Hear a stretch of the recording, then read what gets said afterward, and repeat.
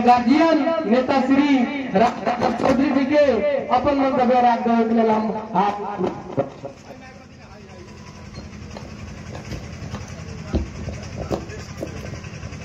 धन्यवाद उद्घोषक मित्र।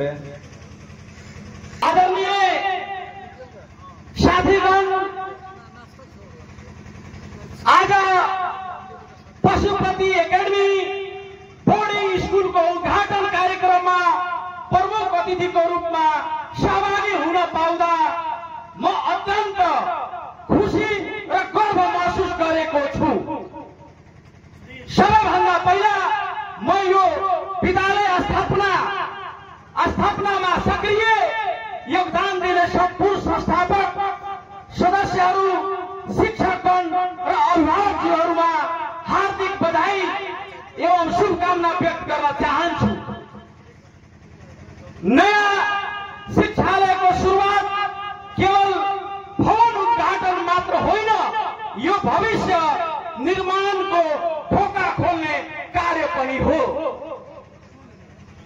शिक्षा कुनै पनि देशको मेरुदण्ड हो र यहीबाट जिम्मेवार नागरिक, कुशल नेतृत्वकर्ता र देशलाई समृद्ध बनाउने कर्णधारहरू तयार हुन्छन्।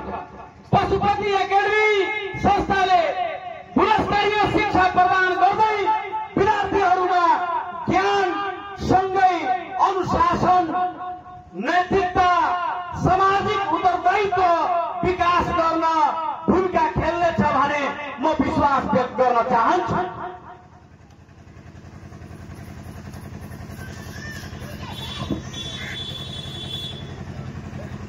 शिक्षकज्यूहरूलाई म हार्दिक सम्मान प्रकट गर्न चाहन्छु।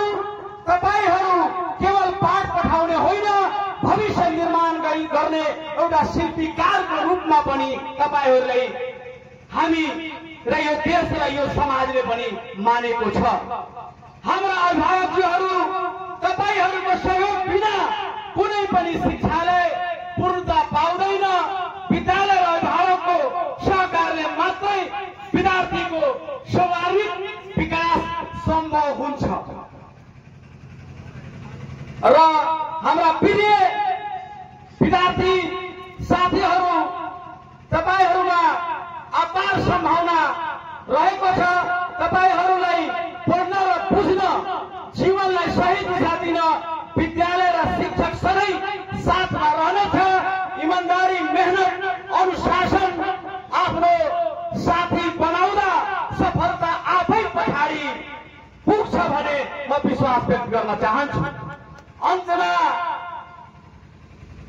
म पुनः विद्यालय परिवारलाई सफल पशुपति एकेडमी सुरुवातको बधाई दिन चाहन्छु र भविष्यमा यो पशुपति एकेडमीले उदाहरणीय उपलब्धिहरू हासिल गरोस् भन्ने शुभकामना व्यक्त गर्न म चाहन्छु।